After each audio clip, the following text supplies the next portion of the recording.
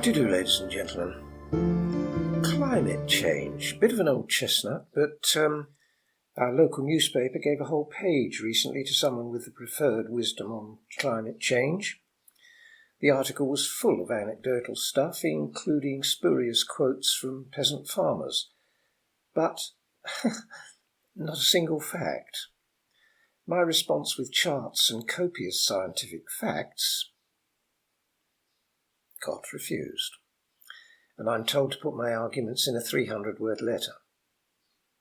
Ladies and gentlemen, what is happening to our world? How's it got this way? Okay, let me start with some questions. 1. What actually is climate change? When I was at school, admittedly quite some time ago, it was called an interglacial. It's nothing new. The Earth has had rather a lot of them. Ice ages, followed by interglacials, then another ice age, and so on. All perfectly normal. It's the way the world wags, So, what's different about this one? And why is mankind responsible for this one when we weren't responsible for any of the others, simply because we, as Homo sapiens, were not here? So, tell me. Question 2. The Earth managed quite well with previous changes, which went far higher than current figures and even current estimates. Just to remind you, current temperature levels are close to those of 1,000 years ago.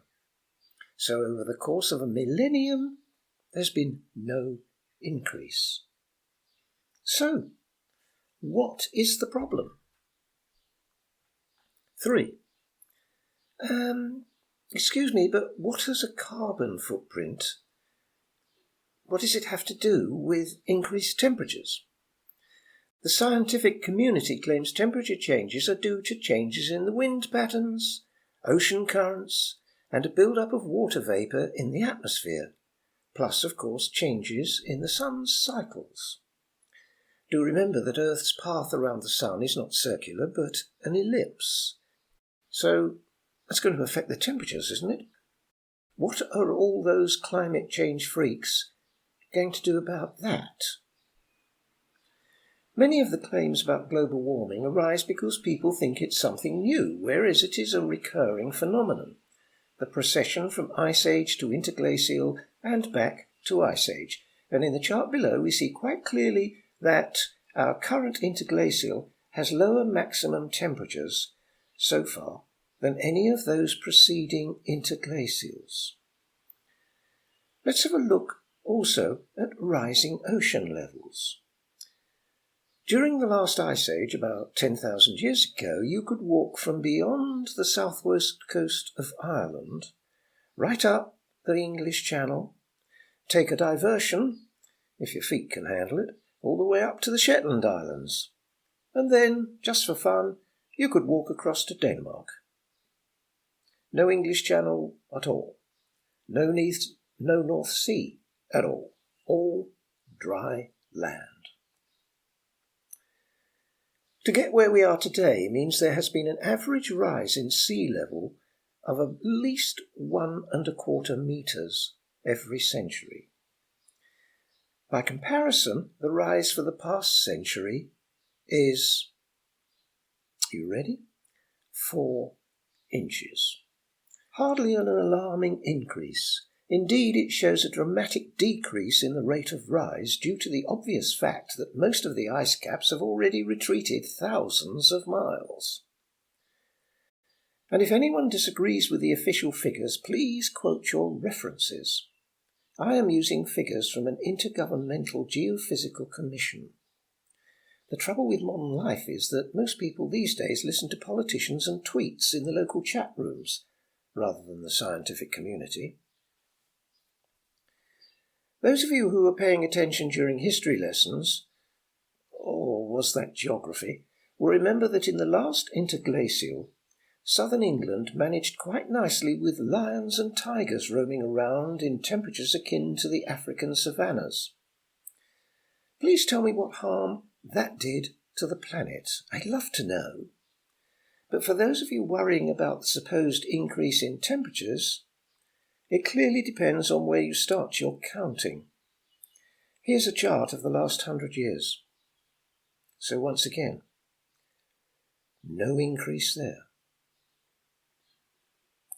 Temperatures have varied enormously over the years. Even in my lifetime, a field which used to be a prosperous vineyard in the time of Chaucer was covered in so much snow the year I was brought to the UK that we used to have a photograph of a double-decker bus stranded on the main road. We could only see the top 2 or 3 feet of the bus. The weather is still too unreliable for the old vineyard to be brought back into commercial use. Is that an example of global warming? That earlier period is known as the medieval climate optimum, if you want to check it out, and we are told it was caused by increased solar activity and changes to ocean circulation. No one's mentioned CO2. Yet Britain at least was warmer then than it is now. The weather, of course, is fickle. During the late 60s, I remember climbing out of the kitchen window. We couldn't open the front door because of the weight of the snow. And we walked 1.5 miles to the pub in a straight line. There were no visible roads, no hedges, only snow. In the 80s, my home backed onto a lake on the outskirts of London. My son spent ages with a pickaxe one day trying to get down as far as water. We had bonfires and baked potatoes day after day on the lake. If you check articles in the newspapers for the 50s and 60s, you will find rather a lot claiming that we were about to return to an ice age. And then what happened? 5 years later, I walked along the boardwalk between St Leonard's and Old Hastings wearing just a pair of shorts and sandals. The date? February the 1st. But enough anecdotal stuff. Let's look at the charts. There was a definite run-up in the later 80s and the 90s. But then you'll notice the temperatures level out. The so-called greenhouse effect charts show a similar pattern and show an increase in water vapour, but I can't see any CO2. Perhaps you can. People complain about the rising temperatures. Why? We're in an interglacial. That's what happens. It's why it's called an interglacial. On the other hand, as I said above, weather patterns are fickle. Are temperatures rising? The usual preferred weather cycle is 30 years. Using a 30-year average, we can see that mean temperatures are not rising at all at the moment. They were up until the mid-90s, but only for a decade. But since then, the figures have been flat. Does CO2 cause temperatures to rise? Well, just look at the chart correlations. It isn't CO2, but rather water vapour that's the trigger. That has been known for decades. It has also been shown that increased CO2, far from causing acidification to shellfish, causes them to grow bigger. Is that really a problem? However, how many of you know how temperatures are calculated? A friend of mine was a geophysicist at Bath University. That's how I came to be at one of their symposiums. And he presented a paper showing how over 100 sets of figures were drawn up. I'll give just one example, but this is typical of how the climate change fraud was perpetrated. There were 2 gauging points in Colorado in the USA. Both were out in the sticks 100 years ago. One is still in the countryside, but the other is now in a busy Denver suburb. The one in the countryside gives the same reading as 100 years ago. The one in the city suburb gives a higher reading. Some of us assume that proves the Earth isn't warming up, but city living will provide higher temperatures. For the records, the climate change freaks combined readings from the 2 stations and averaged them to prove the climate was warming up.